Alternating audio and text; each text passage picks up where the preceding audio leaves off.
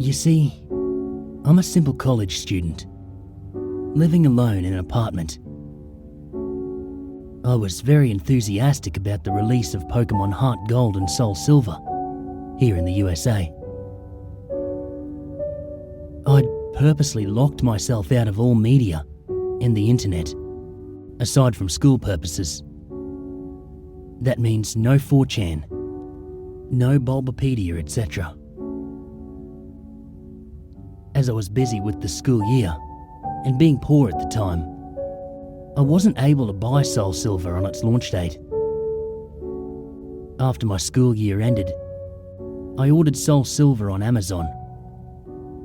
However, it would take a week to arrive. I decided that during that time, I would replay my Crystal version on my Game Boy Color.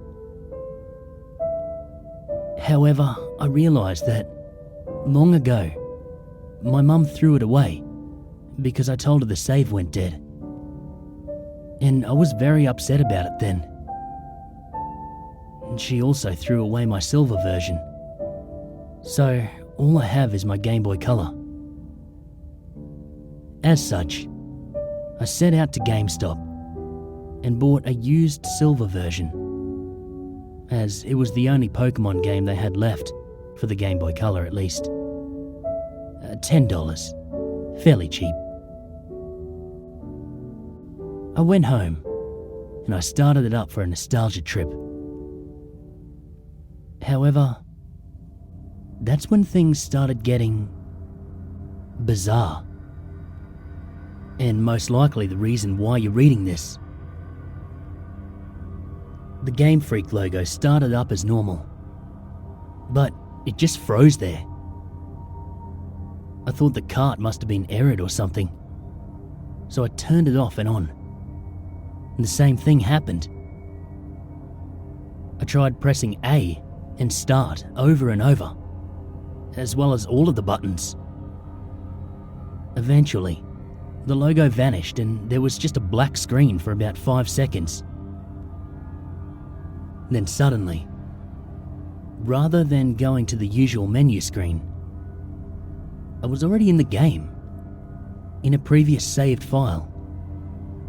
Which was odd, as I was expecting all of these carts to have been wiped by the poor battery. Either way, I wasn't complaining. I would have chosen the continue option anyway to see what the previous guy did. First off, I checked his trainer information. His name was just ...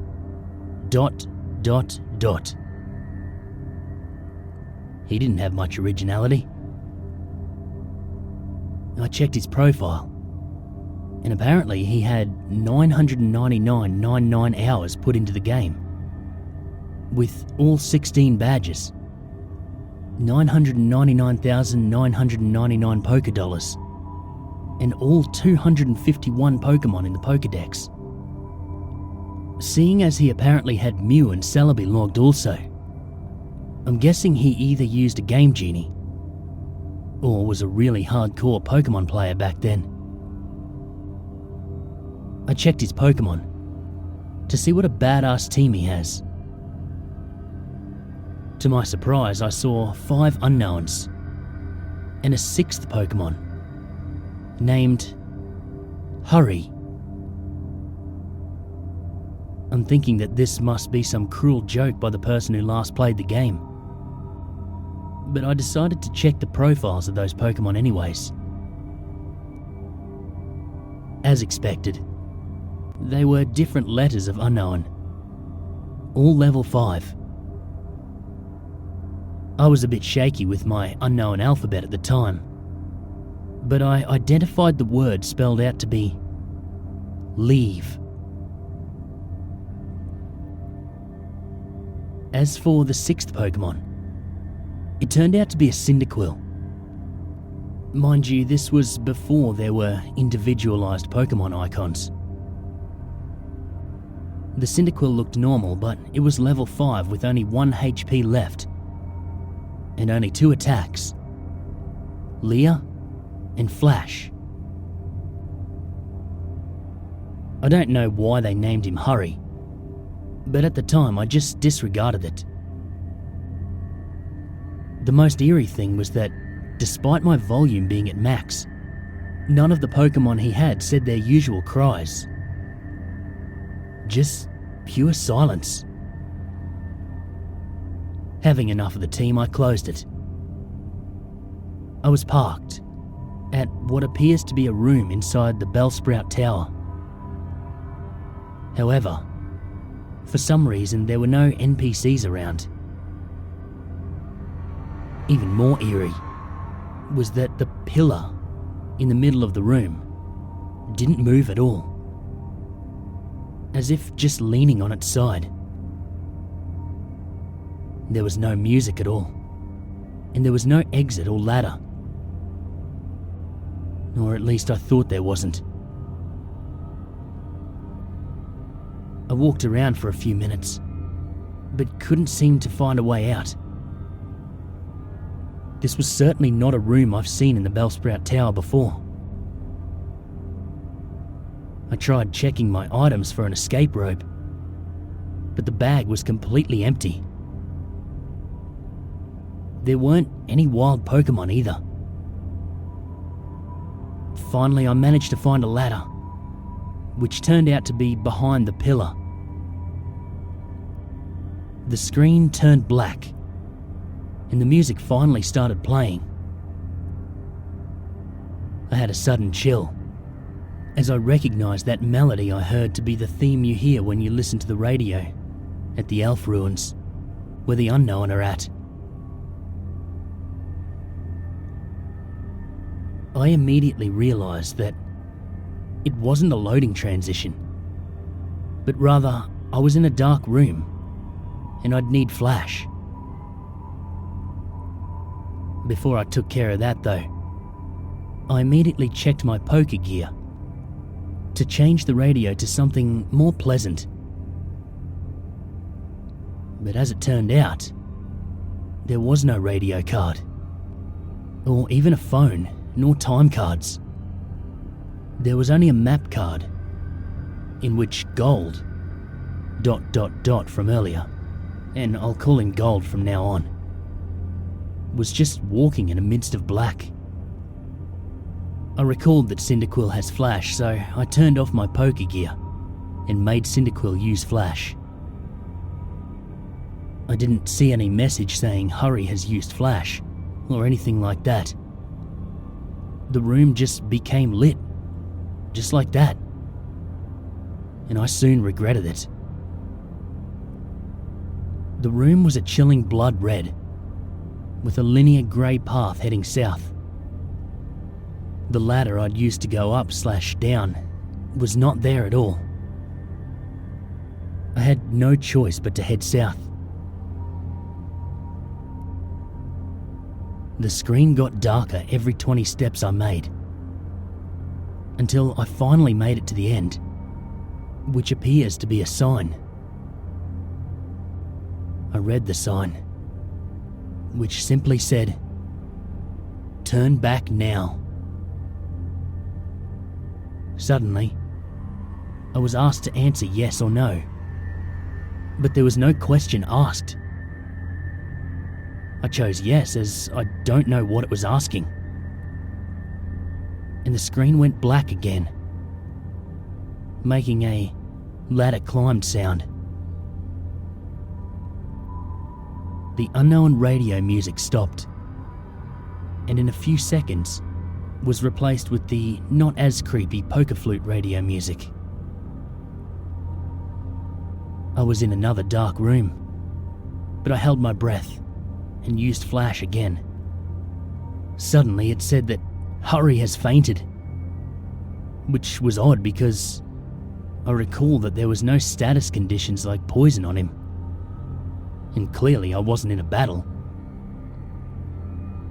I checked my Pokemon quickly, and suddenly he's no longer in my party.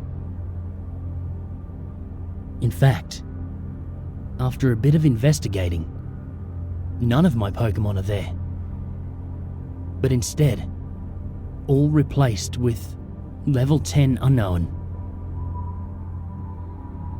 I did the same thing as before and spelled out the unknown. My then team of unknowns spelled, "He died." Either way, after that creepy change, the room was lit to reveal myself in a very small room that appears to be only 4 squares big. The walls of that room were grey bricks, as if I was inside something that was hollowed out. Outside that room appears to be a bunch of graves, similar to the ones in Pokemon Red and Blue. I walked around that small room and pressed A lot, but nothing happened. I'd already concluded that this was clearly a hacked game, and some sadistic fuck sold it to GameStop. However, my curiosity kept me going. I checked the trainer profile of ... again, only to find out that the sprite of gold was missing his arms. He also appears to be less smug, but rather seems more sad and empty in a way that I do not know how to describe. For some reason, it also now said that he has 24 badges, which was clearly impossible. After a few minutes of aimless wandering, my character suddenly spun and did the escape rope spinning animation. Instead of flying up though, my character spun downwards slowly, as if sinking. After that screen, the music stopped. After finally landing, the overworld sprite of gold is coloured differently now. Instead of the usual red colour he dons, he appears completely white now, including his skin. It's as if he came straight from the colourless Game Boy games, placed into a coloured background of the Game Boy Color. I checked his profile, and now, while not as white as his overworld sprite, he lost his legs and has what appears to be bloody tears from his eyes. It also says he now has 32 badges, which now starts to disturb me, as this change of number seems to represent something important. I also checked my Pokemon, which this time contains 5 unknowns and a level 100 Celebi without a nickname. The unknown this time leveled 15 and spelled out the word dying. I checked the Celebi's profile.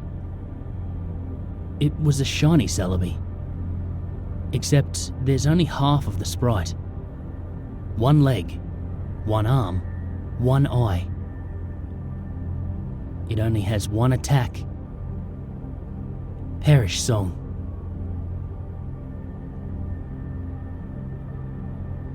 The area I was in was the Sprout Tower, with the immobile pillar as before. Except everything is apparently red now. I walked north for what felt like forever.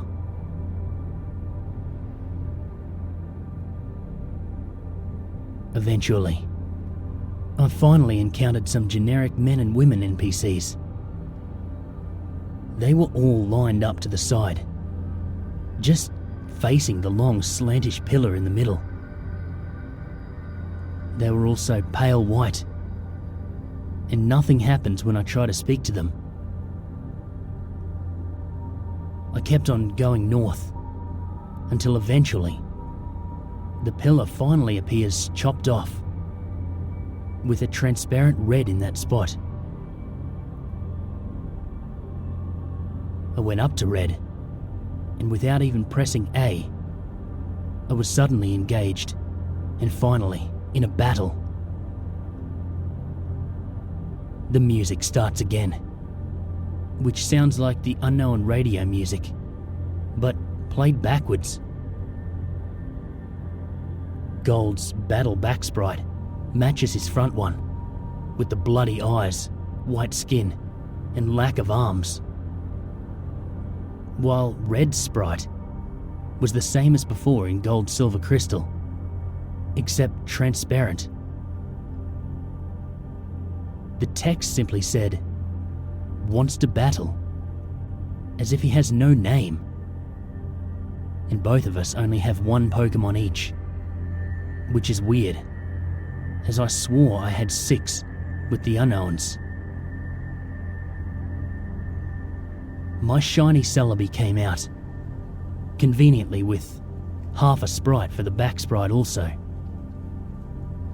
The shiny noise and animation was different, as the sounds it made sound like multiple screech attacks used consecutively. Red sent out a seemingly normal male Pikachu, except he's level 255, and his sprite seems sad and has tears in his eyes. Rather than the usual fight, item, Pokemon run menu, I was only given the option to use the attacks. Since Celebi only has one, I chose it. Naturally, since Pikachu was level 255, he went first.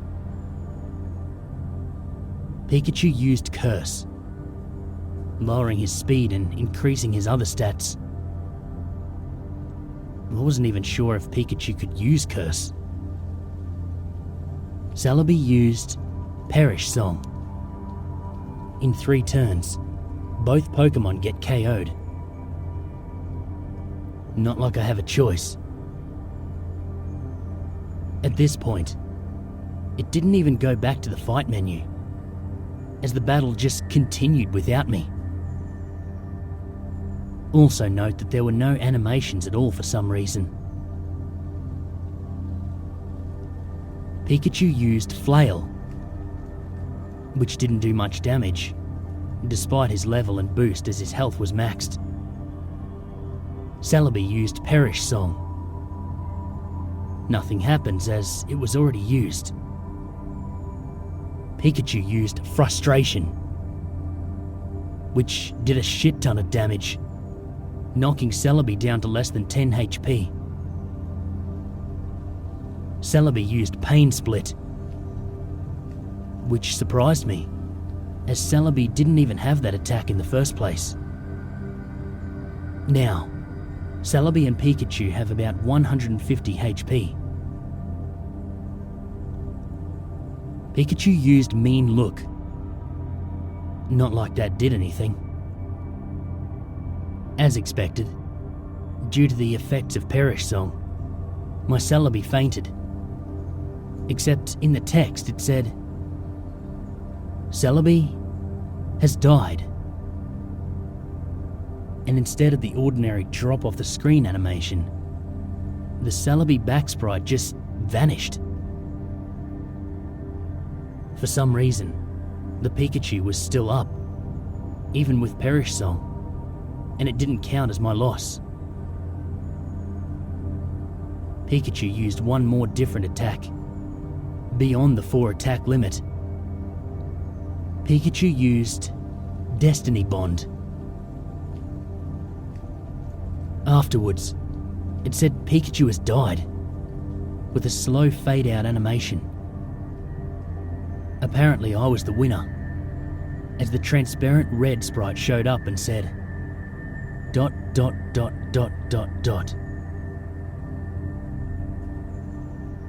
At that point, I just freaked out, as that transparent red sprite was suddenly beheaded, leaving nothing but his transparent body.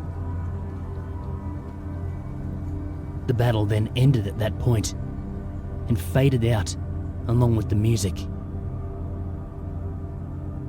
I'm back in the overworld, with another change to the gold sprite. He's now as transparent as Red's overworld sprite. I quickly checked Gold's profile, where this time, the only thing remains of him is his head, with a transparent skin. The head was zoomed in a bit, showing a black void in his eyes. It now stated that he has 40 badges. I then backed out and checked on my Pokemon. They were all level 20 shiny unknown, which when spelled out read, "No more." I was at what I now know is next to the end. There was apparently no music playing, but for some reason I still felt like something was there that could be heard. I was back in my room in Newbark Town. Maybe finally I get to play this game properly. But who am I kidding? I knew that sadistic fuck must have done something. I walked around my room to interact with things, as I'm a bit afraid to go down the stairs to see what was awaiting me down there. Note I said walked, as while the background was moving, Gold was not moving his transparent limbs at all while doing so. Just floating there, like those ghosts you see in Diamond and Pearl. As expected, the radio, computer, and TV did not work, so I had no choice but to go down the stairs. I ended up in the same lower level room of my house. Everything appears normal, except Mum isn't home. After failing to interact with anything in this room, I decided to go outside. To my surprise, that door leading outside at the south didn't work, and instead, I just walked straight through it to a void. I continued moving south to see what the fuck was going on. My house vanishes as I head south into the void. It was creepy as, when I entered the void, the outline on Gold's transparent sprite turned white to contrast with the pitch black. Eventually, I reached a white area and Gold's sprite turned black and transparent again. I continued south without thinking of stopping at all. After a long trek south, I finally encountered something. It was Gold's regular sprite. I talked to it, and he said, "Goodbye forever." Notably with a space in between the forever and the ... He vanished. As that happened, it said, used nightmare. Which at this point, I would not deny that being possible. Gold did another escape rope animation, spinning slowly downwards like before. I'm now back into that small hollowed out room surrounded by graves from earlier.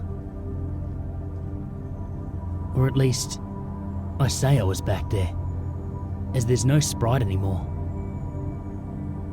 I tried to walk around but nothing moved, not even wall bumping noise. I checked my trainer profile with absolutely no gold sprite left. It said I have 0 badges, and all the pictures of the Johto gym leaders at the bottom were replaced with skulls. I checked my Pokemon, which were all level 25 unknown. As expected, it spelled out a phrase that I dared to read. I'm dead. As soon as I went back to the overworld, the room I supposedly was in was then covered with the same blocks as the walls. I then figured out what exactly that room was when the final text was said. Rest in peace. That room was a big grave, surrounded by other graves. Gold has already been dead. He died presumably a few years after he defeated Red. He was a young trainer who, despite his efforts in collecting so many badges and attempts at becoming a Pokemon master, was still unable to avoid the inevitable fate of death. And his efforts were eventually forgotten by the next generation. I was unable to escape from that text, no matter what I pressed. I tried resetting the game, and the same thing happened. At which point, I finally decided to give up on that horrible nightmare. After that experience, I will never look at the gimmick unknown the same way again. They say that only the first generation have folk tales and legends, but the second generation has shown me how unpleasant the truth can be. I eventually enjoyed Soul Silver immensely, but I still can't unthink what that rigged game has told me.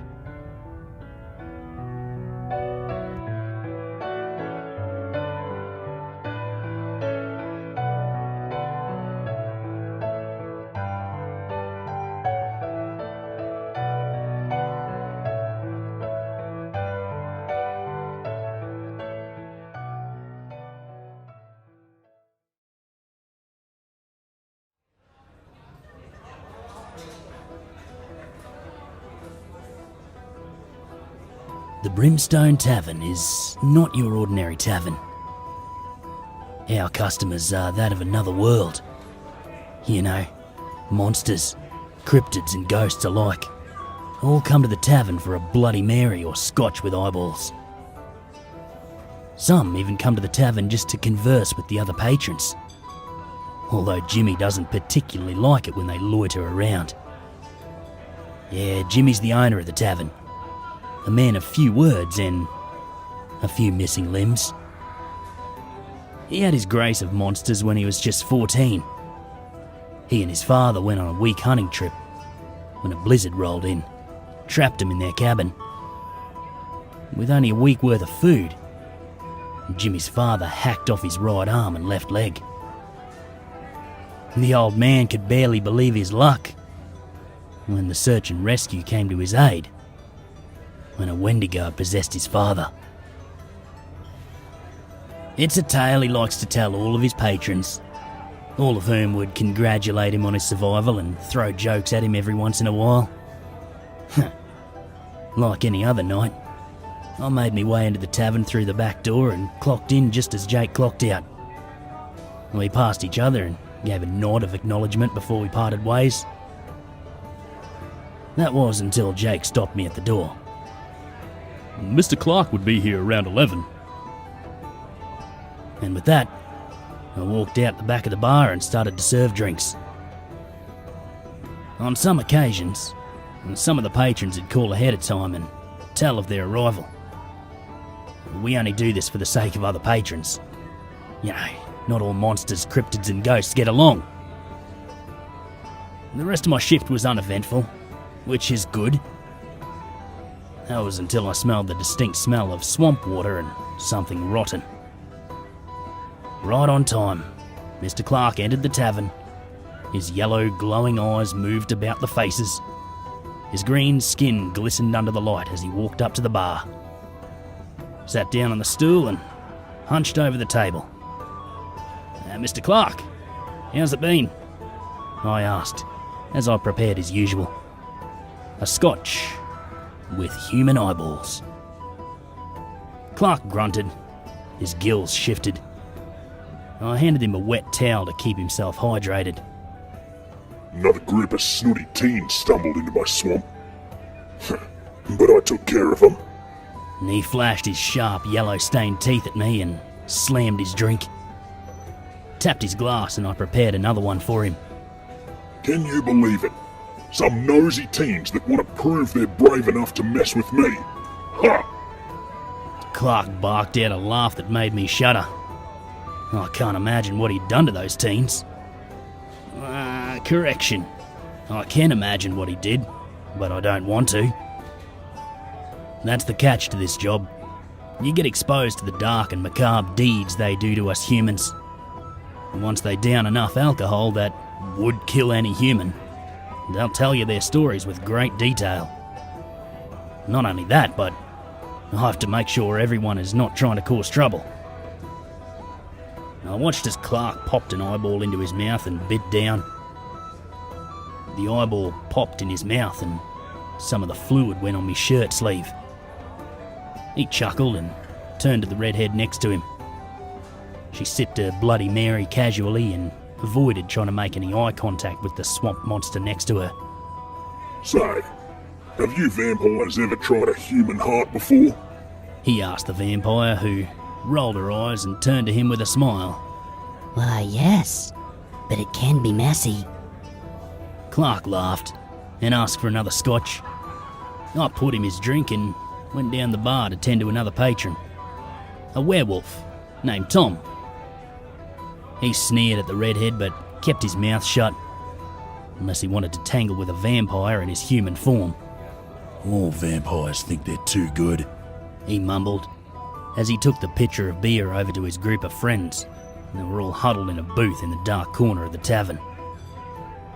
I shook my head and returned to Clark, who had now started to bug the pale and skinny old man sat next to him. The old man scarfed down his third plate of organs and ordered another plate. All the while he listened to Clark's tale of the late teens. Their bodies are at the bottom of the swamp right now. I can't wait to get back and tear into them, Clark stated, as he licked his now chapped lips. I handed him another wet towel and he wiped himself down before he asked for another drink. I just emptied the rest of the scotch and grabbed another bottle from the back. When I came back, it was complete chaos, as Clark and the old man fought on the floor of the tavern. I cursed under my breath and set the bottle down before I went to the front of the bar and tried to stop the fight. Hint the word tried. The two of them were covered in human organs and had large gashes on their torsos, forearms and face. Clark let out a snarl and tackled the old man to the floor. They struck each other with blow after blow before a loud bang interrupted the fight. A bullet hole right next to their bodies. I looked behind me to find Jimmy with his shotgun in hand. I motioned for the two to stand up with the barrel of the gun and kicked him out of the tavern.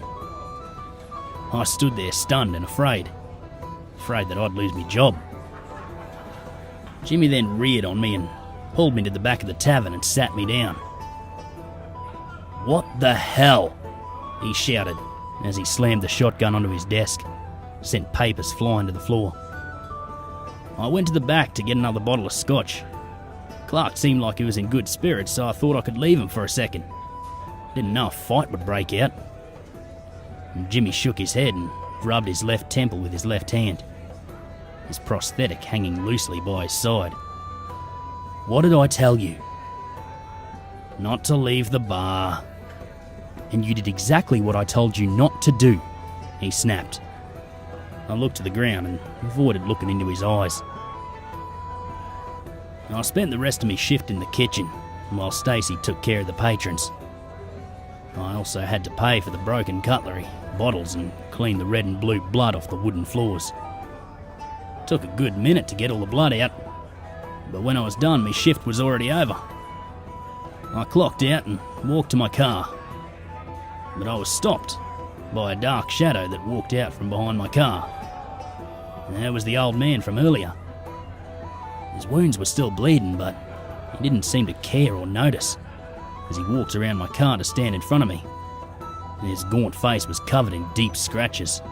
I didn't get to finish my meal, He stated as he took a step closer to me. Now I took a step back. I'm just so hungry. Saliva dripped from the corner of his mouth and down to his chin. Look, why don't I head back inside and get your to-go bag? I said, as I slowly started to make my way to the back door, the old man's eyes never leaving my own. When I looked away to grab the handle, well, that was the worst mistake I could have made. Because as soon as I broke eye contact with the man, he lunged at me, tackled me to the ground. He held my arms down with a strength I didn't know he had. He licked his lips and leaned down with his mouth wide open. I could feel his hot breath on my neck. And we both heard the sound of a gun cocking. Jimmy pointed the barrel of the gun to the man's head, told him to back off. The guy lifted his hands up and got off me. He backpedaled a few feet before he stopped and cracked a smile. I was only teasing. The man spoke with a sickly sweet voice. Jimmy grunted and mentioned for the man to leave, and so he did. But not before he looked at me and smirked. Wendigos. Never know when they'll attack, Jimmy muttered. He helped me up off the ground and patted me back. Why don't you take tomorrow off? Jake can cover your shift. I thanked him before getting in my car and driving the hell out of there. I had to park on the shoulder of the road to cry. I was almost killed. I thought as sobs racked through my body. Wendigos are the worst customers to have.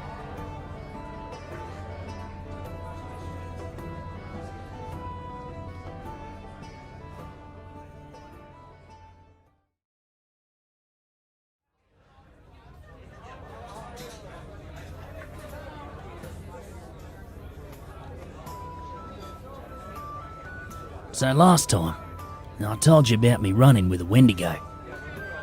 Well, this time I got another experience. One that caused all sorts of problems for Jimmy, myself and the other patrons. You know, it's not uncommon to have customers that travel halfway across the world to come to our tavern. But usually they call ahead of time to warn us of their arrival. Since we don't have all the information concerning all monsters, cryptids and ghosts. After my day off, I went back to work with a fresh mind and a bit more cautious than last time. Because of the incident, Jimmy had hired another bartender, who I had to train. His name was Finn, and was a lanky boy with flaming red hair and freckles that dotted his face. And he too also had an encounter with an otherworldly being. He never told me which monster he'd run into, so I didn't press him for the details. The only thing that gave me a vague idea of what kind of beast he'd run into was 4 long scars on each of his forearms and neck. It could have possibly been a werewolf, a grim, or anything with sharp claws. But something told me it was a werewolf, just by Finn's reaction when a werewolf had entered the building. Tom gave me a quick nod of acknowledgement before he went to his usual booth in the far right corner of the tavern. A few more werewolves joined him, all of which entered the tavern in their wolf form. I placed out a lavender candle and lit it, something Jimmy had learned over the years. Lavender doesn't just calm humans, it can also calm monsters. There was a group of vampires on the other side of the tavern. The Chupacabra sat on a stool at the bar, sipping on a pure blood mocktail. The Jersey Devil chilled in the farthest top left corner booth. And many more all conversed and sipped their drinks. I smiled proudly, like a father would smile at his son after a home run. Finn nervously served a hag a plate of raw liver and kidneys. Her rattly breath can be heard underneath her balaclava. She thanked him and went to find a seat. I taught Finn how to make a scotch with eyeballs, a Bloody Mary, a Bloody Martini, and other drinks. It took him a while to figure out the right amount of blood to alcohol ratio. Most of the patrons were in good spirits, so they didn't mind the difference in ratios, while a few of them returned and requested me to make their next drink. I patted Finn on the back and told him that it was alright to make mistakes. The boy nodded his head, continued to serve drinks, while I delivered food to the other patrons. I had to take the plate of kidneys and liver back to the kitchen for Stacy to cut them up for the hag. And that's when Jimmy poked his head out of the office and called me in. You got this?" I turned to ask Finn, but he was already busy with another customer. I smiled and left the bar, headed into Jimmy's office. Took a seat on one of the leather chairs and waited for Jimmy to finish up on the phone. "We've got a special patron coming in tonight, although they didn't specify their species," Jimmy stated as soon as he put the phone back onto its receiver. "We're not letting them in, are we?" I asked incredulously. Jimmy pursed his lips and sighed. "Money is money." "But we don't even know their species. What if they have a terrible relationship with one of the other patrons? What if they prey on another monster? What if..." "That's enough. I knew the risks when I agreed to let them come here." Jimmy stared me down. I closed my mouth and didn't utter another word afterwards. Once I left his office, I felt an uneasy feeling settle in the pit of my stomach that made it churn. I felt sick with anxiety. I've become close to most of the patrons here. I don't want anything bad to happen to them.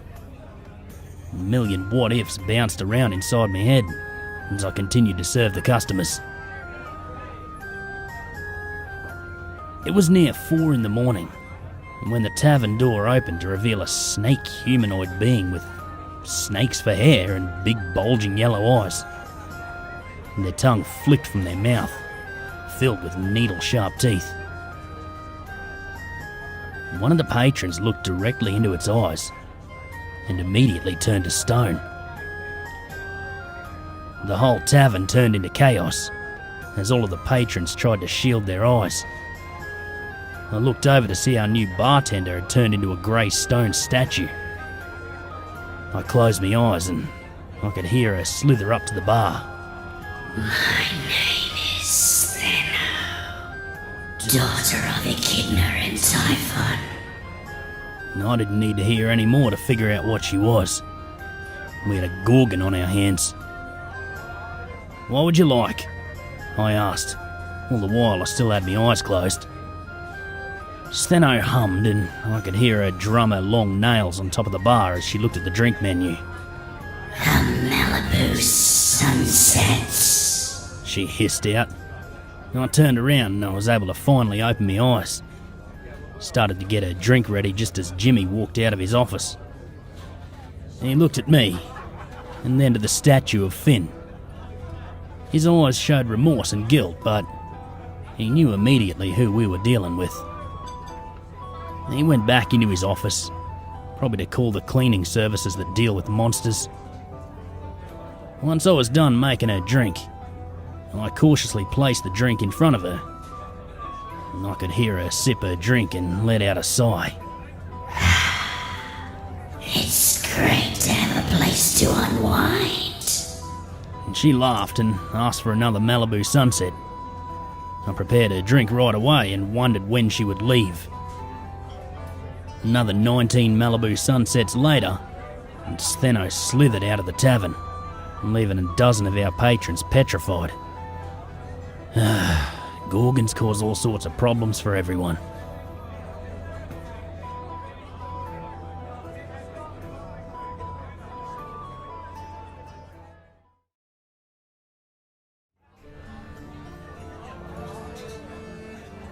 Well, it took a while to find more help, and to reinforce the call before you arrive policy to avoid further tragedies. Now, not many patrons and new customers enjoyed the reinforced policy, since some of them don't have the equipment to notify us beforehand. Not all ghouls, ghosts and monsters have cell phones, you know. Hey, how's it going? An older gentleman with a wrinkled face called out to me from the front of the tavern.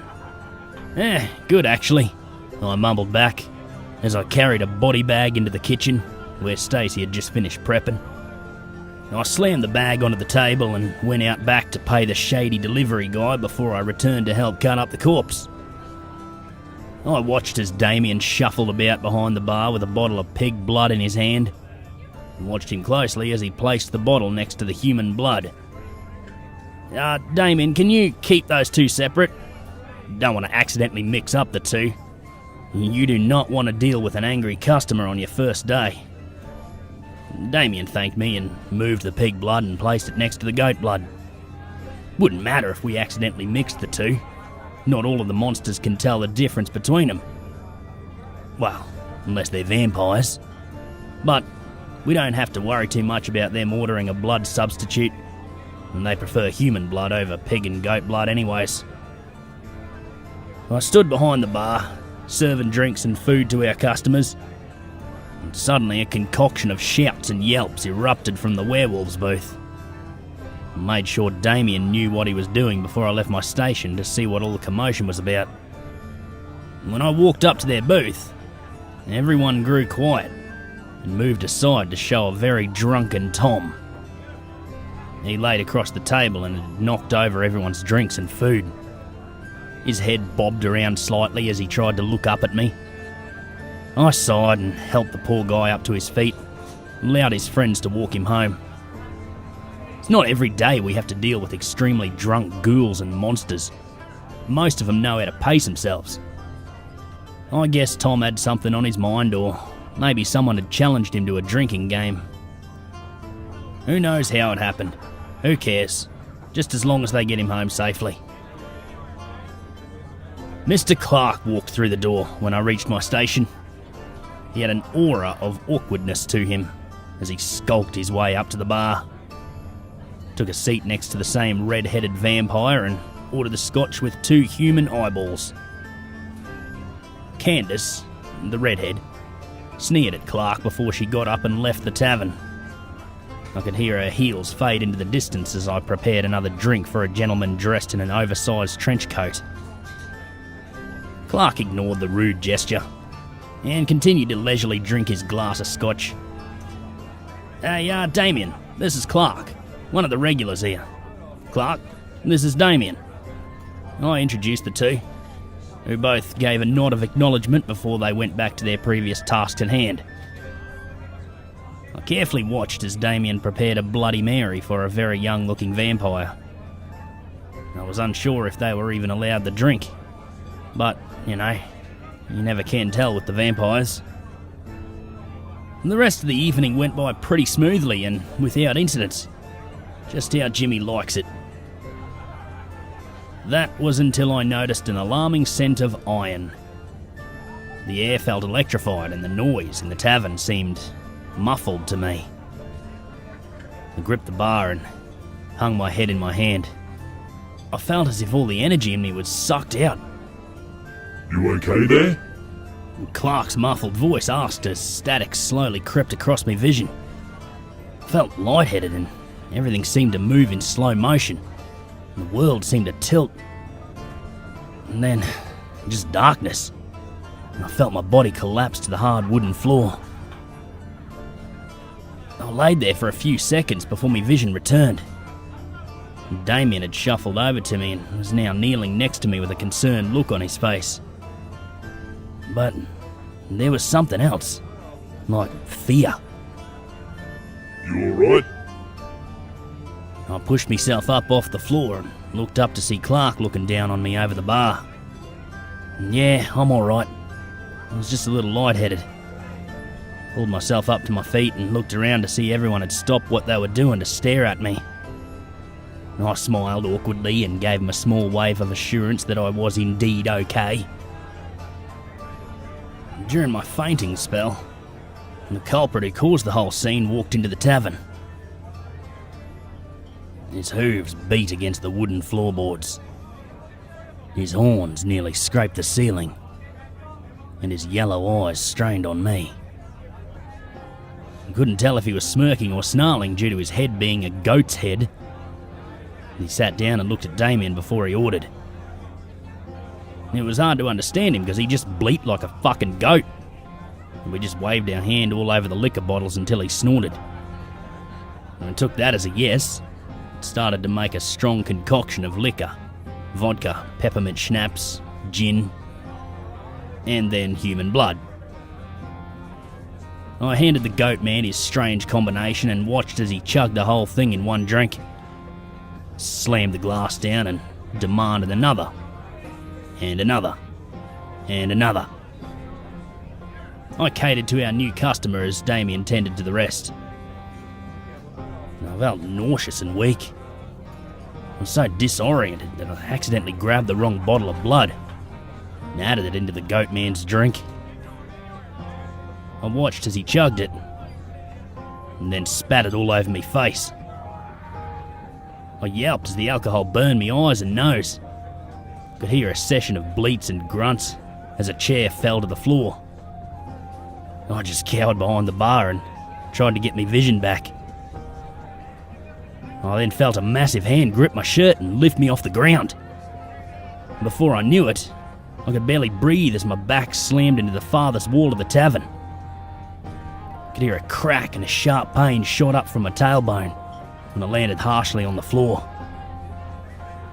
Blind, incapacitated and afraid, I tried to find something to hide behind, but the tavern had cleared out. There was no one. I felt a harsh kick to my stomach. It nearly made me vomit. I prepared for another blow when a shrill shriek assaulted me ears. I sat in Jimmy's office as we waited for the exorcist to arrive. We needed to forcefully drive Goatman out of the tavern. Who knew some salt could save my life?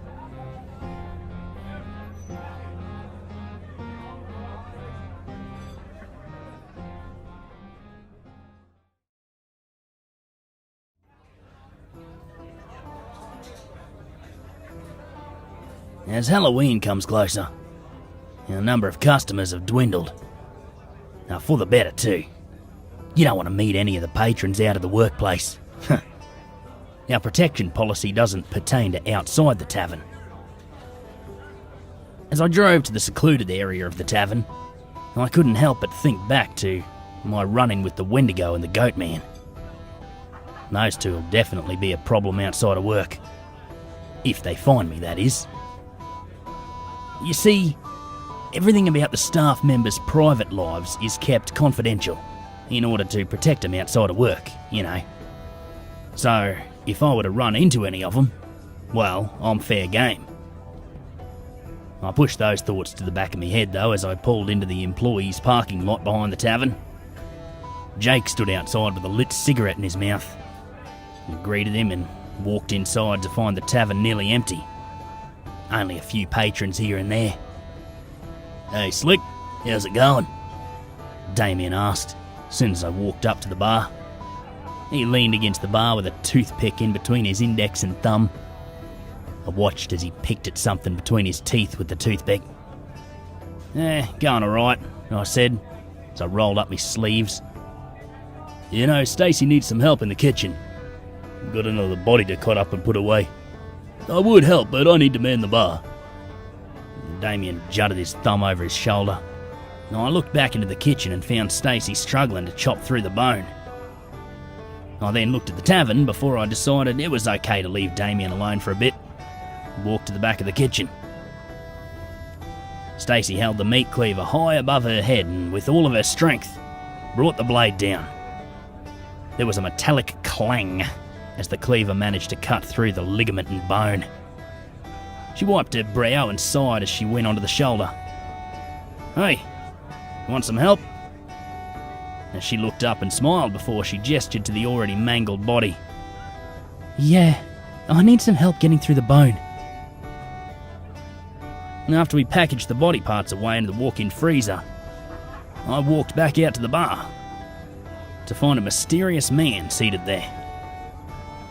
He wore a long, oversized coat with a hat that covered the upper half of his face. He drummed his long nails against the top of the bar, and his yellow rat-like teeth clicked. Can I help you? Yes, I would like a Bloody Mary. Human blood, please. And the stranger squeaked out. And he shivered underneath the thick winter coat, and his nose twitched as he sniffed the air. And I took a glance at him every once in a while, trying to figure out what type of monster he was. It was something I've never seen before. It's a rarity to meet new monsters. I passed him his drink and went to help another patron down the bar. The man hadn't touched his drink, but instead continued to look around the tavern. His nose twitched every once in a while, and his hand would reach for his pocket. Clearly he's up to something. I let Damien know about the man's odd behaviour and told him to keep a close eye on him. Went to the back of the tavern for a quick smoke break. I haven't smoked in years, but in this line of work, kinda makes you miss it. I took a long drag of the cigarette and let the smoke sit in my lungs for a second before expelling it. My head felt fuzzy from the sudden rush of nicotine. Leaned down to put the ciggy out, but was stopped by the strange man.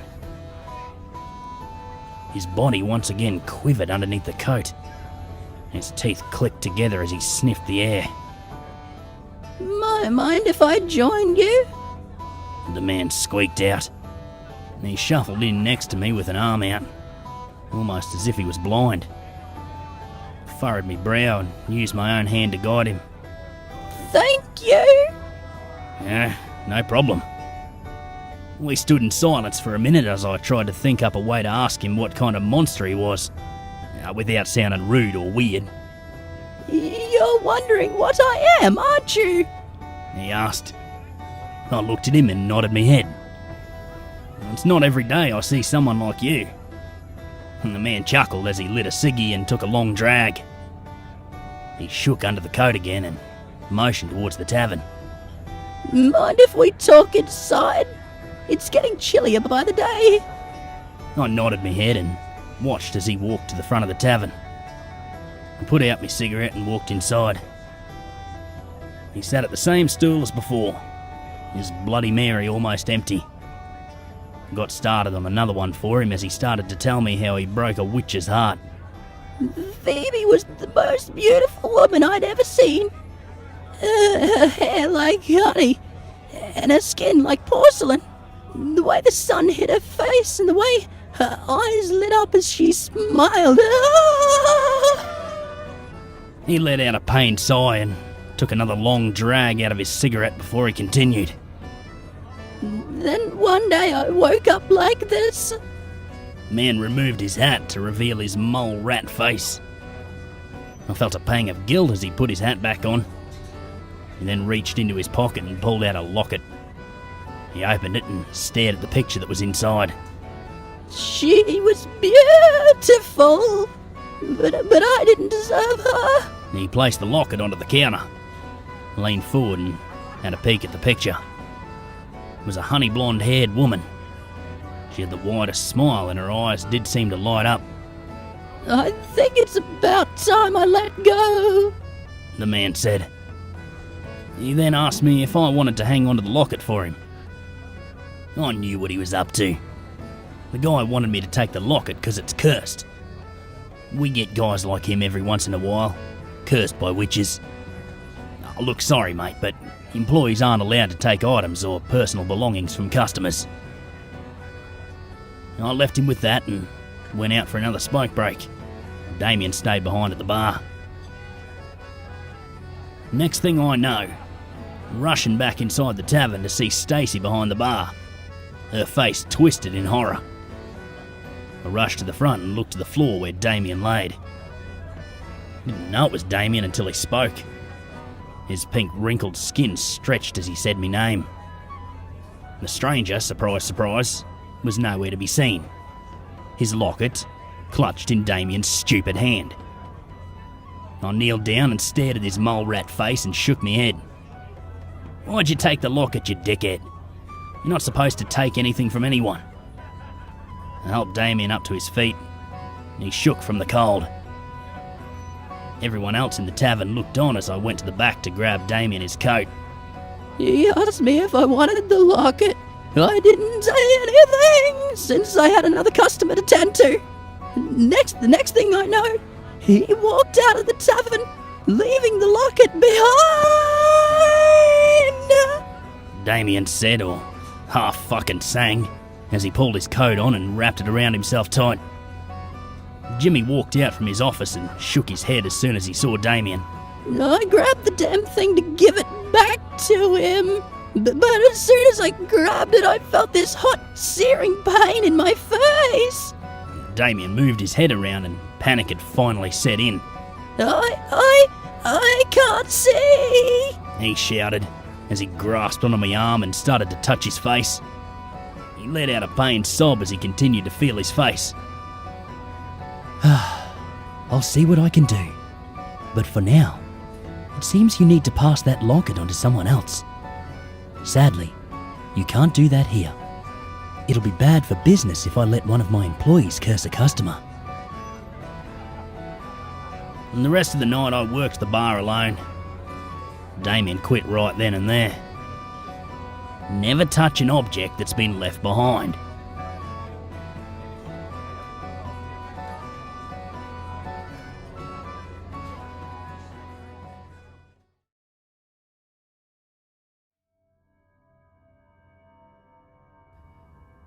First time poster here. I don't have much time. I need to get this out there. I don't know where to start. I'm scared. I'm scared to keep this all inside, but I'm terrified to relive it. Please bear with me. I'll not be sharing my real name. Don't even bother trying to email me. It's a disposable email. As soon as this is posted, I will cease to exist again. For the purposes of storytelling, just call me Carl Thompson. I've been running for months now, trying to stay one step ahead. Oh, it's true what they said. It was all fucking true. I see flashes of it in my mind. Short sentences that didn't make 1 ounce of sense at first.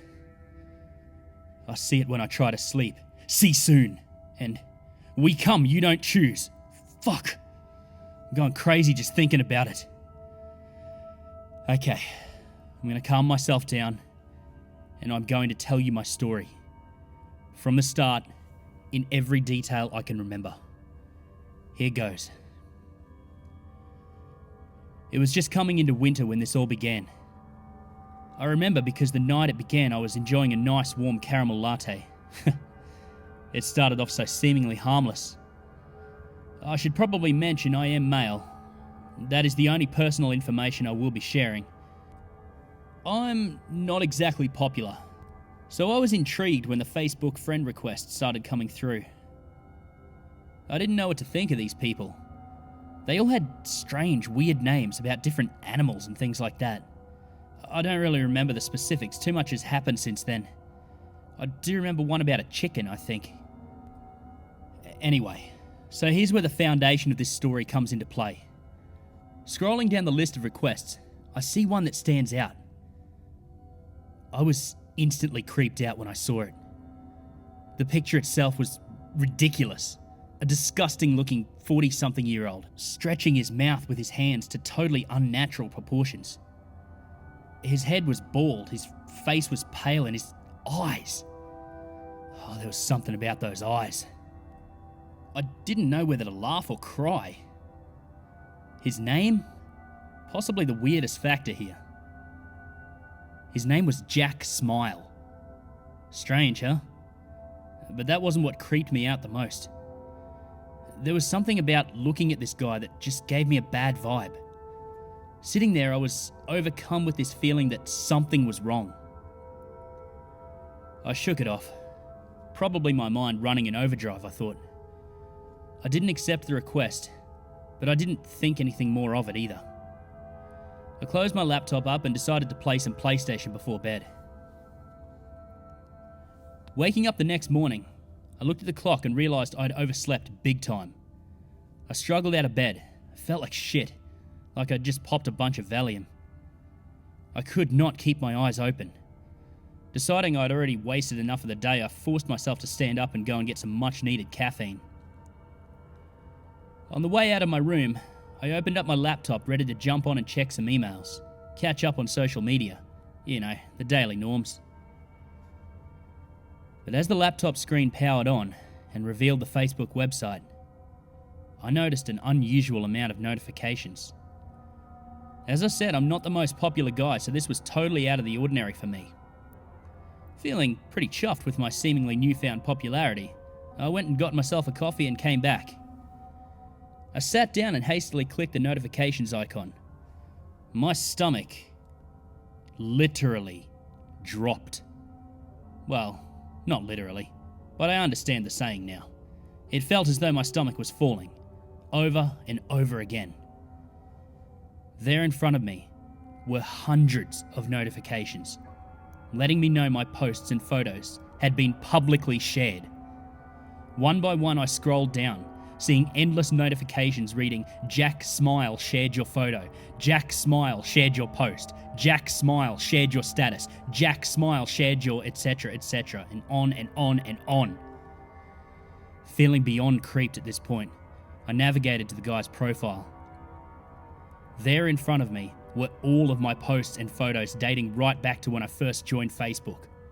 Why? I kept asking myself, why? Why was he fucking doing this? Is it someone I know playing a stupid prank? Not wanting anything further to do with this individual, ever, I swiftly hit the block button. At this point, I think it's important to point out that I am a privacy freak. My Facebook profile is hidden, my IP is hidden, everything is locked down. I'm a hermit. Not even my best friends know where I live. Important information to keep in mind for the purposes of this story. So anyway, I had him blocked, and I set an alert via a browser extension to sound a bell whenever the words Jack Smile were identified. Thinking this was the end of it, I carried on checking my emails and got on with my day. About a week went by, perhaps longer, I'm a little hazy. Everything was normal. No friend requests, no weird random post shares. I'd just about forgotten the whole thing. It was Saturday afternoon, and I was caught up on all my assessments. I was studying online at this point. It was a nice day outside, and I hate nice days and outside, so I decided to jump on the PS4 and play some Battlefield. Partied up with my buddy, we'll call him Simon, and started searching for a match. We ended up playing for hours. It was the most fun I'd had in a long time. I was just about to tell Simon that I was heading off to grab some dinner when his voice became shaken, then fell silent. I was worried. I shouted for him to answer me for about 2 minutes before I got a response. Still audibly shaken, Simon just managed to get his words out. Dude, someone just messaged me on PSN. He knows your fucking name, dude. I knew instantly. I knew what was happening. My heart began to race and that feeling in my stomach returned and hit me like a ton of bricks. I didn't want to know, but I had to ask. Who is it, man? Simon responded with those 2 words I dreaded to hear. Jack Smile. It's someone named Jack Smile. I felt like crying. Oh, who the fuck was this guy and why was he so hell-bent on contacting me? I had to know. I just had to know. Simon, what the fuck did he say? Simon, still shaken, read the message out to me. It read, P.Opco Carl Thompson, don't block Jack. He blocked me, he blocked me, he blocked me, he blocked me, he blocked me, he blocked me. I was in disbelief. A state of utter confusion and panic. Who is this guy? Realising I had been silent for about 5 minutes straight processing all this, I snapped back to reality, remembering Simon was still on party chat. Are you all good, bro? I asked him. Simon responded, Dude, how the fuck did he know that I knew you? I hadn't even considered this until now. Not only does this guy know my name, but he knew I was on PSN, and he knew who I was gaming with at that very moment. Looking back now, there is absolutely no doubting that he was watching somehow. It's what they fucking do. They watch. They sit and watch as your sanity fritters away. Anyway, back to the story. I apologise, my mind is all over the place. I said my goodbyes to Simon and told him that it's probably best that we only speak over the phone from here on out. He agreed and told me that he would call me tomorrow to check up. I thanked him for that. He was a good friend. I powered off my console and decided to check on Facebook before bed. I was seriously contemplating deactivating my profile at this point. I went to the fridge and grabbed myself a cold beer. I fucking needed it. I chugged it back, every last drop before grabbing another one and heading back to my laptop. I opened it up, and would you believe it? Another friend request and a buttload of notifications. I clicked the friend request, hesitantly. When I saw who it was, I slammed the laptop shut so hard I'm amazed it survived. There was a friend request from Jack, spelled J@CKSMYLE. He knew. He fucking knew. He knew that I'd set an alert on my browser. Remember I mentioned that? He must have known. Why else would he spell his name that way? There was no other explanation. This was creepy before, but as far as I was concerned, it had just become dangerous. There was no doubt in my mind anymore. Whether online or closer than I thought, I was being stalked. I didn't get 1 ounce of sleep that night. The sun came up and stung me unforgivingly through my bedroom window. I felt like trash. My phone had gone flat, so I put it onto charge before heading out into the kitchen to grab a shitty microwave breakfast. I threw it in the microwave and threw it in the bin as soon as it was done. It smelled worse than I felt. But I digress. Returning to my bedroom, I checked my now slightly charged phone. 4 missed calls. Fuck. Could it be? I stared at them. They were all from a blocked number. I couldn't even trace it. I jumped as the phone began ringing again. Blocked number. Again. I answered it and sat on the line silently. A voice came through. Carl! I was shitting bricks. No holding back now. I responded, I don't know who the fuck you are or what you want, but I will find out and I'll be handing your information to the cops. Back off! I felt pretty good about that, and the line was quiet for a moment before the voice came through again. Dude, it's Simon, you idiot! Damn it. Now I felt like a piece of shit. I'd totally forgotten he was going to call me. I responded, I'm so sorry, man. I saw the blocked number and I thought it must have been that fucking mouth dude. Simon was understanding of this. It's all good, bro. I was just calling to check in. But I have to go now. I love you, bro. And he hung up. That was weird. Everyone loves their best bro, but no one says it. Especially Simon and I. Looking back, if I hadn't been so overtired, my mind probably would have been better able to put it all together. Why Simon had called me from a blocked number when he never had before. Why he was in such a rush to hang up the phone. And why, after all this time, he felt the need to tell me he loves me. It wasn't until I caught a glimpse of the patrol car pulling up outside my house and answered my door to a police officer, informing me that my best friend of the past 20 years had gone missing, that I pieced it together. I broke down. I can barely remember that moment, it's all a blur. I do remember one thing though. I just couldn't figure out why the police had come to me. If this is a missing persons case, then why weren't they out there searching, and why me? I thought they only contacted direct family. I picked myself up off the ground, turned to the officer and put my questions to him. His response still tears me up inside to this day. He put his hand on my shoulder, looked me in the eyes and said, "Because he mentioned you in his suicide note. I'm so sorry, son." I don't remember much of the following month. I fell into a deep depression. My life was alcohol and sleep. I was barely eating. I would drink and pass out, only to do it all again the next day. They never found Simon's body.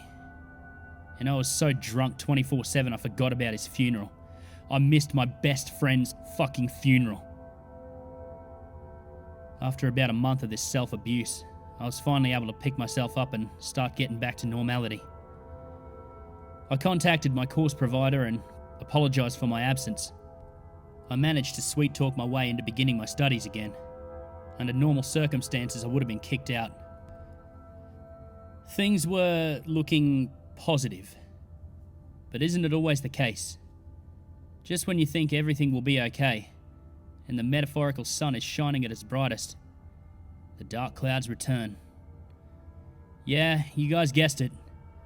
I opened Facebook and there they were. Hundreds of notifications. Jack Smile shared your post. Jack Smile shared your photo. Jack Smile, Jack Smile, Jack Smile. And you get the idea. All of a sudden, I wasn't scared. I wasn't anxious. I was just fucking angry. No more. I'm gonna talk to this arsehole and find out exactly what the fuck he wants. I clicked on his profile to initiate a private message session. I'm gonna copy and paste the message session below. I'll tidy it up a little so it reads clearer, but I'm going to leave his responses intact so you get an idea of what I was dealing with here and what to look out for. Me. Okay, own the fuck up, asshole. Who are you and what do you want? Scene. 2 hours later. Me. You have seen this message. Answer. Scene. Jack Smile. Hello to Carl Thompson, hello. Me. Why the fuck are you doing this? Is this a joke? Scene. Jack Smile. Not joke because Piopco need the people. Me. What are you talking about? Scene. Jack Smile. This is a very good that you are talk to Jack. If you aren't talk Jack, I have no way to come see. Me. See what? Scene. Jack Smile. No, you don't ask that. Piopco, we come to you. You don't get to choose. Me. Look, man, drop it. This is a sick fucking joke and I'm going to bring the cops into this if you don't get lost. Scene. Jack Smile. This not good. We Piopco need the beautiful happy people, but not angry, not hostile. We come get soon. Me. Fucking explain yourself, idiot. Are you saying you are coming to get me? Scene. Jack Smile. Yes, it is that. Me. Good luck finding me, asshole. Scene. This was when everything turned upside down on me. This was when I realised I was outclassed. 2 minutes later, this asshole, I shit you not, drops a picture of my house in the conversation. He followed this up by saying, Piopco, see soon, before immediately deactivating his Facebook account within seconds. I screamed when I saw this. I jumped out of my chair and ran around my house, closing every window, drawing every curtain, and locking every door.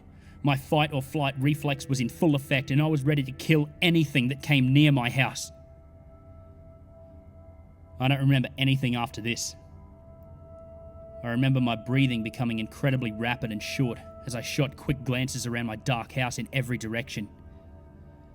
I remember becoming lightheaded, and I can only assume I then passed out. Here are the screenshots. I remember waking up on the floor the next day to a knock at my door. My head being in scatters, I walked to the door and answered it.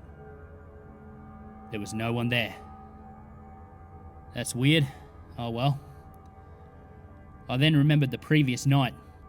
It all came back to me in that one moment, and I was instantly gripped in fear. My entire body ran ice cold.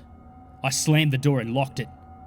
I got straight on the phone to the police. I had to report this. I could not let this asshole get to me. And I did not ever want to find out what the fuck this Piopco shit was. I called it in, and I had to go into the station to file the report. I hated having to leave the house. I was on edge the entire time. My anxiety was killing me. And you know what? After all that, the fuckers wouldn't even help me. They said, there's been no physical contact, and as far as they could tell, it's just some internet troll. I knew better. Feeling defeated, I began the walk home. I lived in a small town, so no big deal. The worst part was knowing that freak could be out there anywhere. I've never felt so exposed. Walking home, I felt naked, like there were eyes on me the whole way. Then I noticed it. It was faint, barely audible, and it had been with me the whole time. I assumed it was bugs or, I don't know, something. But no, I was mistaken. I looked up above me and there was no mistaking it. There was a drone.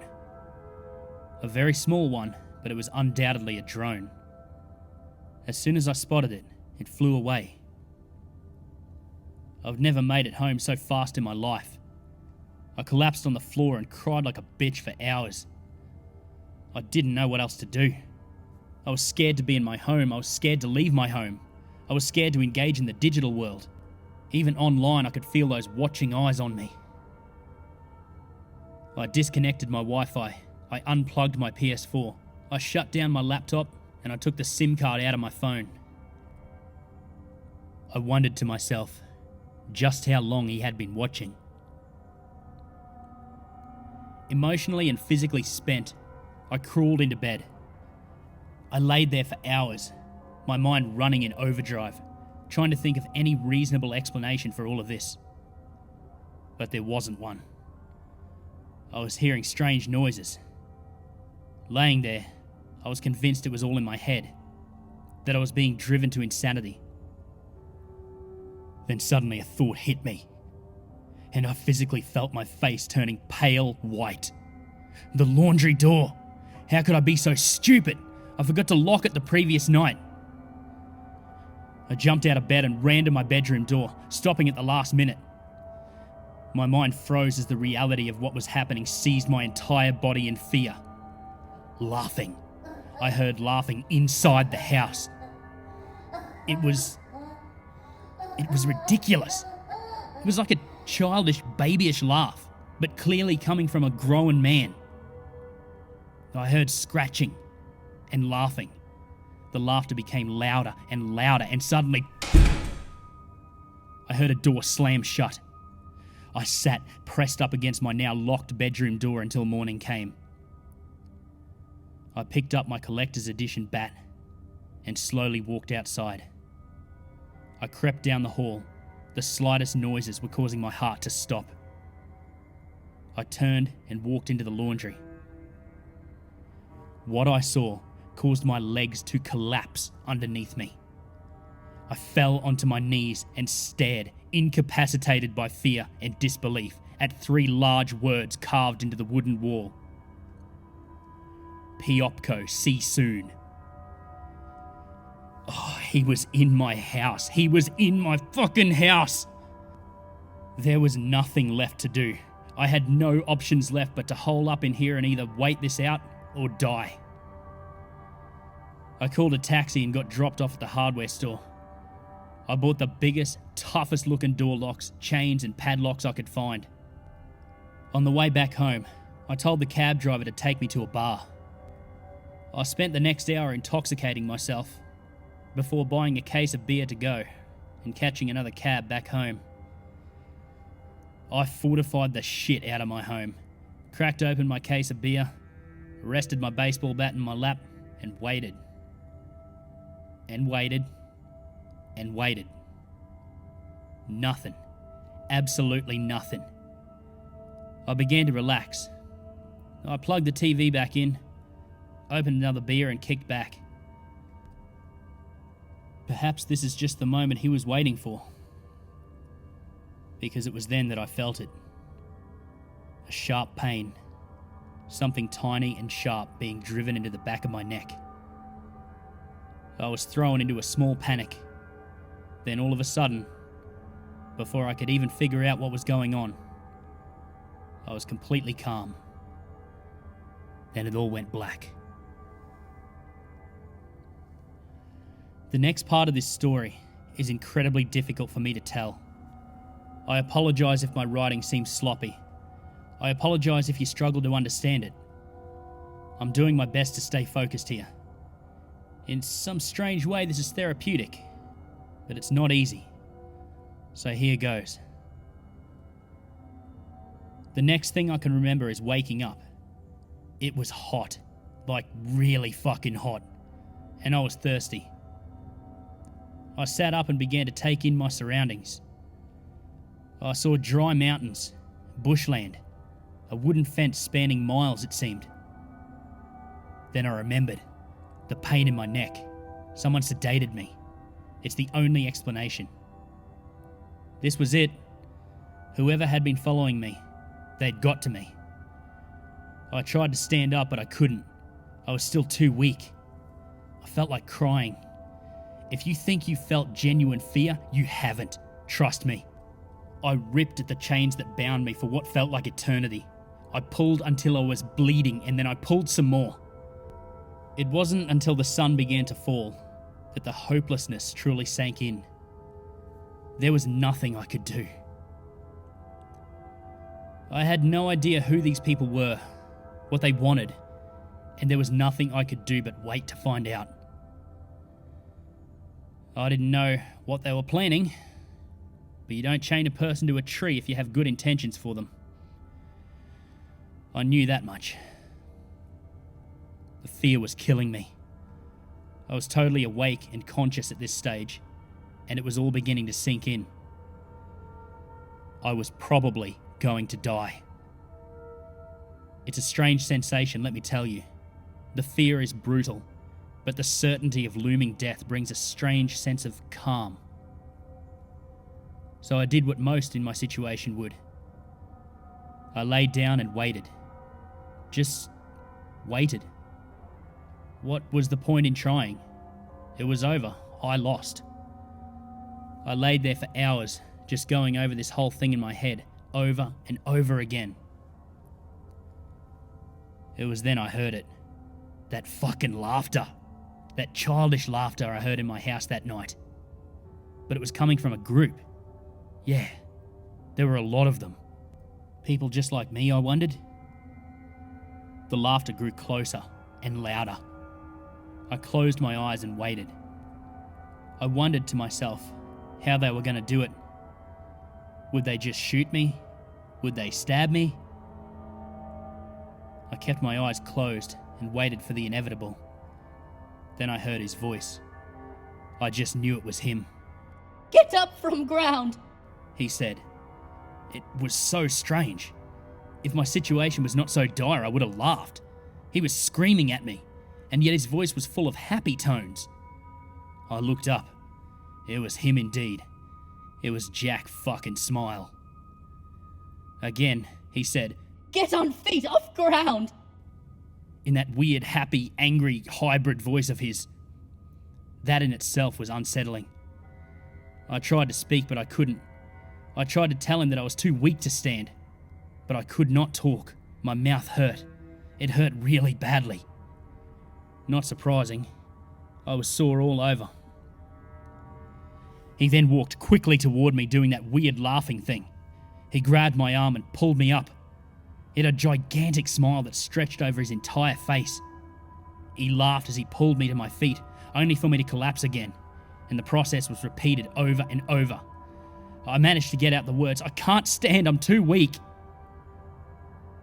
He stopped laughing, and his smile grew. Somehow, that giant, unsettling smile grew larger.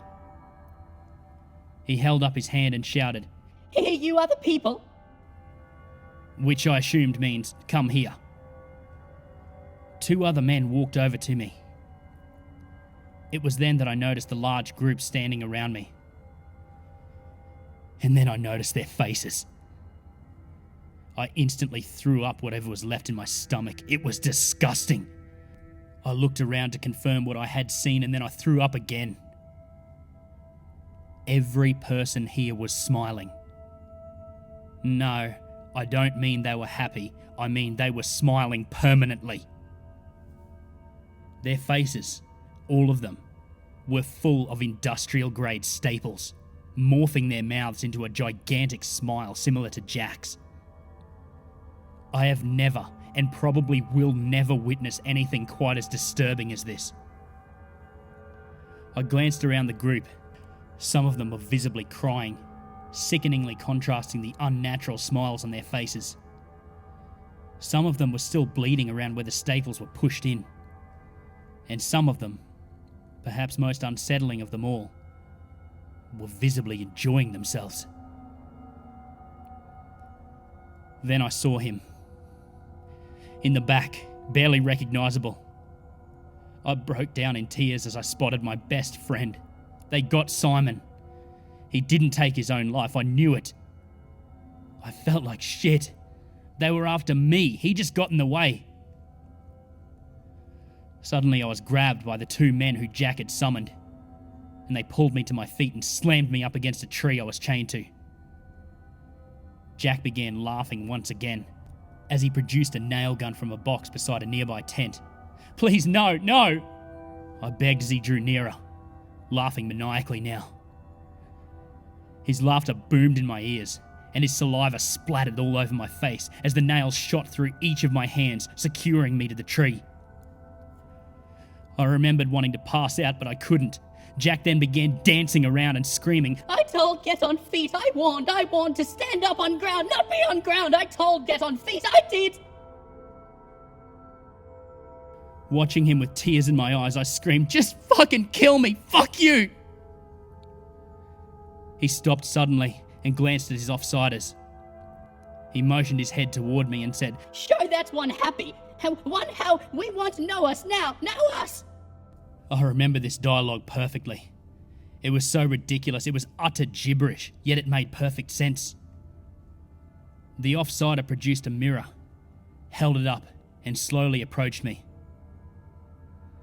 As it drew closer, I realised that's why I couldn't speak. That's why I was in pain. I cried as I gazed upon my giant, wide, stretching smile. The entire group began laughing in that strange, childish laugh. Jack held up his hands after a while of this and said, Back in building now. This one stay here. This one don't get to eat the lovely food. He stay here and he will get to be one of Piopco soon, but not yet. He stay now. So I stood there, face full of staples, nailed to a fucking tree. I stood there for days on end, until I finally passed out. And here we are. In the month between when I arrived to the day I made my escape, I played the part perfectly. Gained their trust, but I did not conform to their ways. I understand how they work now, how they operate. They are called Piopco, pronounced P-op-co. They are a society, a cult. They are incredibly well equipped. Once I saw what went on inside, I was no longer surprised that they were able to track me the way they did. They worship a man named Jack Smile. Yes, he is just a man, but to his followers, he is a god. They believe in a world in which everybody worships Jack, and they truly believe that by taking people one by one, eventually they will spread their message far and wide. This is flawed on so many levels, but it doesn't have to make sense to be dangerous. I have to go now. It was a risk to even connect to the grid long enough to post this. I'll check back again if and when I can. Farewell for now. And allow me to leave you with this one final warning. Delete your social media now. That is how they find you. It is totally and completely random, and it does not matter where you live. Once you are targeted, there is no escaping them. They are too smart and too well equipped. And please, if you ever receive a friend request from Jack Smile, run.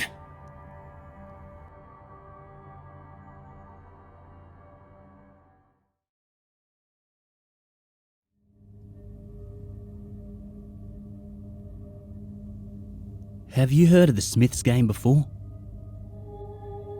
Since not many people who played it proudly talk about their experience, I'll try my best to explain.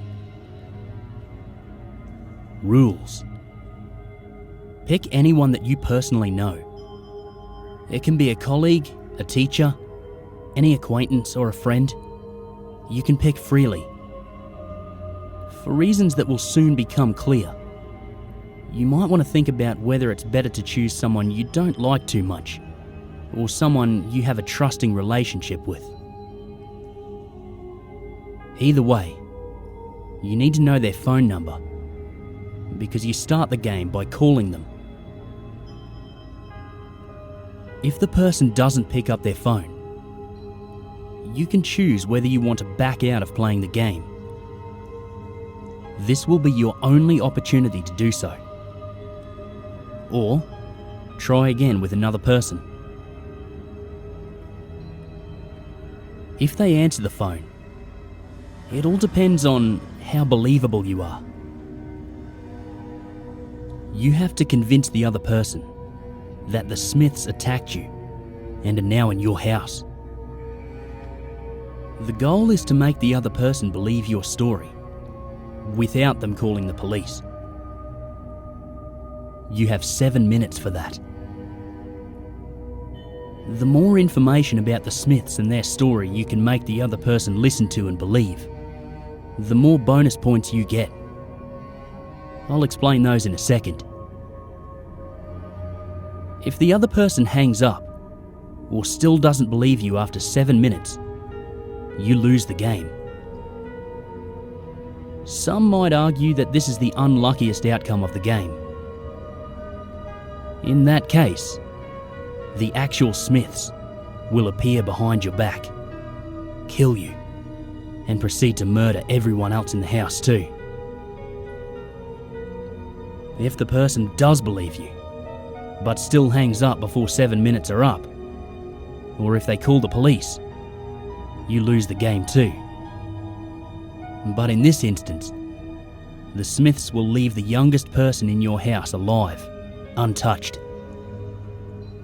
If you're the only person in the house, though, they will still kill you. If the person you called believes your story and hasn't called the police after 7 minutes of call duration, congratulations, you win the game. You can now end the call. As soon as you hang up, the Smiths will appear in front of you. As your prize, they will reward you by making one wish come true for you. You now have an optional way to influence your prize. If you tell the Smiths the address of the person you called before, the wish can be anything you want. Beware of phrasing. That can be twisted into something negative. Don't try to lie to them by giving them a different or even fake address. That would automatically make you lose. If you give them the real one, the Smiths will kill everybody at the address, including the person you were on the phone with. If you don't give them the address, your wish has to be something realistic and theoretically achievable purely by human ambition. There is no set of rules or any known definition as to what the Smiths consider realistic, but it's advised not to provoke them by testing out the limits of what is possible. If you wish wisely, your wish will come true and the game is over. This would probably be the best possible outcome for you. Bonus points. The more details about the Smiths you tell the person you're on the phone with, the more bonus points you get. The info should be in line with what is actually known about the Smiths. See below. So, making stuff up doesn't count. But it also doesn't disqualify you. Bonus points will grant you the possibility to describe your wish to the Smiths in more detail. With 0 bonus points, you have to make your wish clear in one single sentence, hopefully allowing no room for misinterpretation. The more bonus points you get, the longer the Smiths will let you explain, and the less likely it is that they will intentionally twist your wish into something bad. It is very much advised to try to collect bonus points. The Smiths story.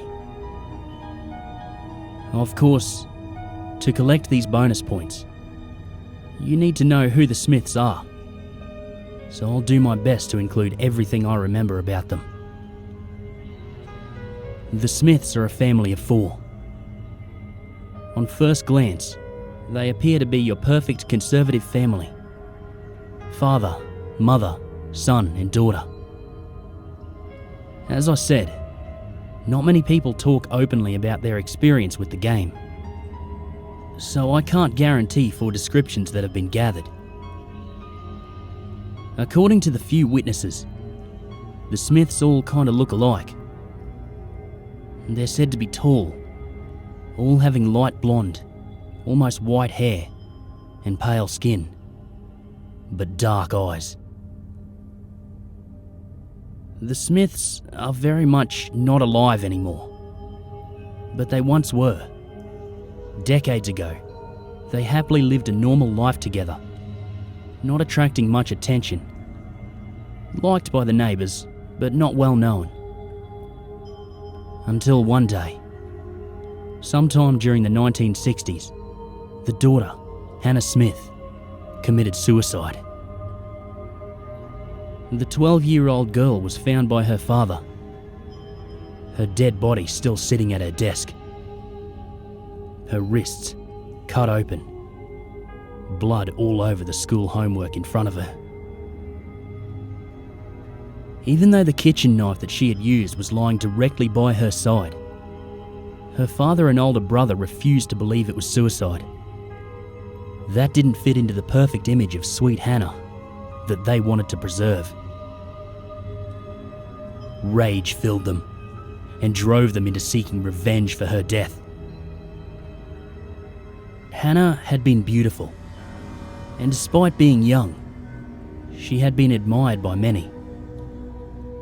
She was a modest and well-behaved girl, so she had turned down every invitation to go out, never getting involved with any admirers. Father and son Smith went out and confronted young men that they suspected to have liked Hannah. They blamed them for killing her, out of hurt pride. At first, they convinced themselves they only wanted to get a confession, using only a bit, and often a bit too much, torture. But soon, father and son dropped that excuse and just went out night after night, straight up murdering young men who they blamed for Hannah's death. No death ever satisfied their need for closure. The mother was left home alone with her grievous thoughts, knowing what the men were doing, but not wanting to think about it. She blamed herself for Hannah's death, because she had told her daughter over and over again to do well in school, to do better and even better. Silently, she'd been hoping that with a good career, Hannah would one day be able to have a nicer and more independent life than she herself was living. The only explanation the mother could think of was that she had put too much pressure onto the young girl. In her deep guilt over her loss, the mother finally followed Hannah by committing suicide too. When father and son came home to find the mother dead on the floor, they were unable to accept what really happened. Their bitter pain had long turned them into monsters, And this was the tipping point of no return. They kept killing, in the search for a culprit they could blame. Until one night, they found themselves surrounded by armed police forces. The father, head of the now broken Smith family, would rather go down than admit to his wife, his son, or even to himself that the times he had secretly visited Hannah's bedroom at night might have been what caused her death. And so, instead of surrendering, he charged at the police, screaming about justice for Hannah, causing him and his son to get shot by the officers. The family tragedy has kept the Smiths unable to find peace. While the women want to offer people a chance at a better life, the men are violent and destructive forces. So together, they made up the game's rules. Mother and daughter trying to offer the player a fair chance to win a good prize, and father and son trying to make it so difficult that they would get to satisfy their lust for death. All of them want their story to be remembered. Mother and daughter as a warning.